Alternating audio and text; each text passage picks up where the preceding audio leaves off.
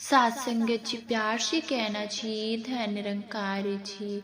सात संगत जी दासी आप सबों के बीच सतगुरु माता जी का सात संगत विचार लेकर आइए। सात संगत जी आशा है प्रवान करेंगे जी। सात संगत जी बड़े प्यार से कहना जी, धन निरंकार जी।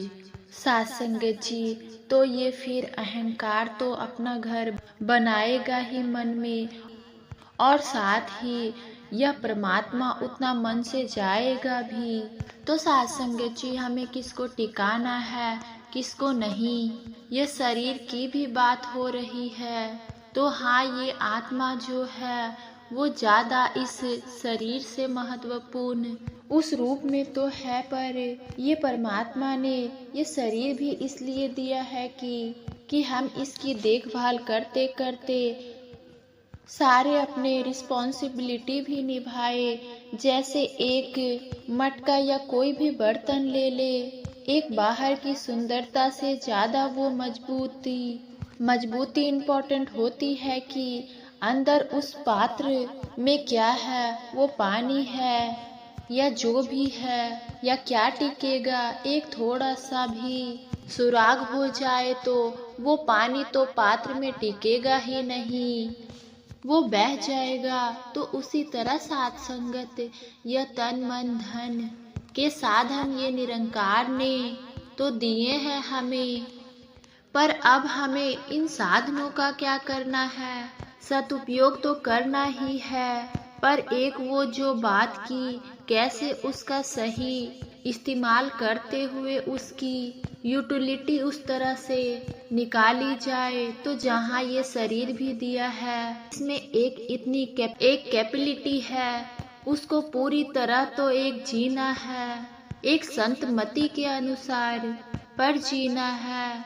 तो यह परमात्मा को जितना ही मन में हम बसाएंगे, उतने ही हमारे अवगुण दूर होते जाएंगे। वरना तो अहंकार में रहेंगे तो यही सोच चलेगी कि हमसे श्रेष्ठ कोई नहीं है, एक हमारे जैसा बल किसी में नहीं है। हमारी सोच, हमारी बुद्धि कोई भी छोटा सा काम करके अपने आप ही मन में यह सर्वश्रेष्ठ मान लेता है। तो फिर ऐसे अहंकार में रहेंगे तो इस परमात्मा की बनाई हुई रचना जो चाहे सात संगत मानव रूप में भी कितने अलग अलग हैं, कहीं भी निवास करते हो, अलग अलग जगहों पर, अलग अलग कल्चर पे, तो एक नफरत के कारण वो बन जाते हैं कि इनका खान पान रहन सहन हमारे जैसे नहीं है। तो सात संगत तो ये प्यारे नहीं है, हम श्रेष्ठ हैं। तो ऐसा और अनेक सात संगत और भी भाव आ जाते हैं, चाहे वह जाति पाति का आधार बना ले, चाहे कोई भी सात संगत या और कोई भी कारण बना लेता है नफरत करने का। पर सात संगत बात तो वही कि जब परमात्मा से प्यार हो जाता है तो इसके बनाए सब बंदों में यही परमात्मा दिखाई देता है। तो सात संगत हमें किसको टिकाना है, किसको नहीं।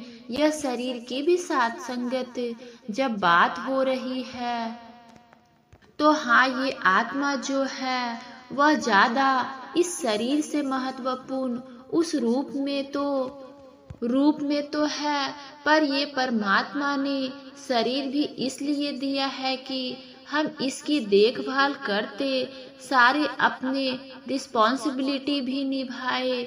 जैसे कि सात संगत एक मटका या कोई भी बर्तन ले ले, एक बाहर की सुंदरता से ज्यादा वो मजबूती इम्पोर्टेंट होती है कि अंदर उस पात्र में क्या है, वो पानी है या जो भी है, क्या टिकेगा। एक थोड़ा सा भी सुराख हो जाए तो वो पानी भी पात्र में नहीं टिकेगा, वो पानी फिर बह जाएगा।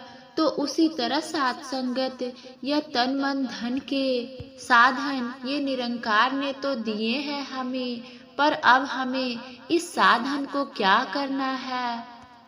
सदुपयोग तो करना ही है, पर एक वह जो बात की, कैसे उसका सही इस्तेमाल करते हुए उसकी यूटिलिटी उस तरह से निकाली जाए।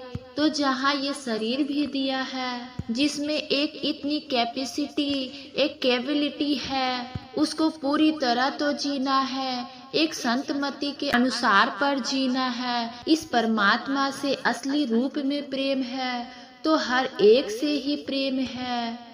सात संगत जी, प्यार से कहना जी, धन्य निरंकारी जी।